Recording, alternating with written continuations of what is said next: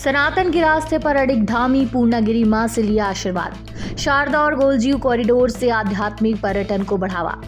तुष्टीकरण की राजनीति पर सीएम धामी का सीधा वार। आस्था, संस्कृति और विकास के साथ लेकर चलने का संकल्प। उत्तराखंड के मुख्यमंत्री पुष्कर सिंह धामी ने एक बार फिर साफ कर दिया कि वे सनातन के रास्ते पर अडिग हैं। चंपावत और खटीमा दौरे के दौरान उन्होंने आस्था, संस्कृति और विकास को साथ लेकर आगे बढ़ने का संदेश दिया। चंपावत पहुंचकर सीएम धामी ने मां पूर्णागिरी धाम में दर्शन कर होली के अवसर पर आशीर्वाद लिया। इसके बाद उन्होंने मेले का शुभारंभ किया और मंदिर क्षेत्र में चल रहे विकास कार्यों की जानकारी दी। पार्किंग, पेयजल और भीड़ प्रबंधन को आधुनिक बनाने की दिशा में काम तेजी से चल रहा है। उन्होंने कहा कि श्रद्धालुओं की सुविधा सरकार की प्राथमिकता है। प्रस्तावित शारदा कॉरिडोर और गोलजीव कॉरिडोर पर भी काम आगे बढ़ रहा है। इन योजनाओं से आध्यात्मिक पर्यटन को बढ़ावा मिलेगा और स्थानीय लोगों को रोजगार के अवसर मिलेंगे। टनकपुर में बन रहे ISBT और महिला स्पोर्ट्स कॉलेज का निरीक्षण कर उन्होंने गुणवत्ता और समयबद्धता के निर्देश दिए। उन्होंने कहा कि बेटियों और युवाओं को बेहतर सुविधाएं देना सरकार का संकल्प है। सीएम धामी ने अपने संबोधन में कहा कि सरकार सनातन और उत्तराखंड की संस्कृति को साथ लेकर चलने के लिए प्रतिबद्ध है।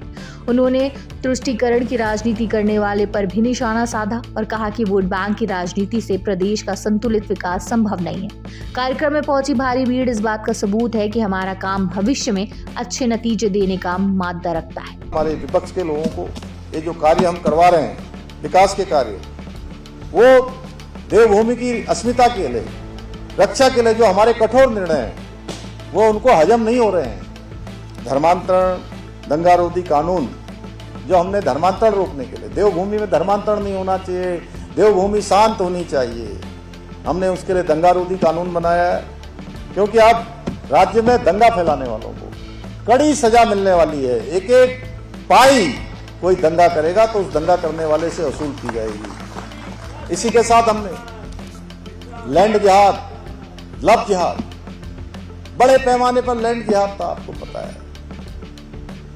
12,000 एकड़ जमीन अभी तक हमने इस लैंड जिहाद से मुक्त कराई है। लव जिहाद, हमारी भोली भाली बेटियों को, हमारी बहनों को अपना नाम छुपाकर, छद्म वेश धारण करके, अपनी पहचान छुपाकर, बरगलाकर, झूठ बोलकर, तमाम प्रकार से उनके जीवन के साथ खिलवाड़ करने का काम किया जा रहा था।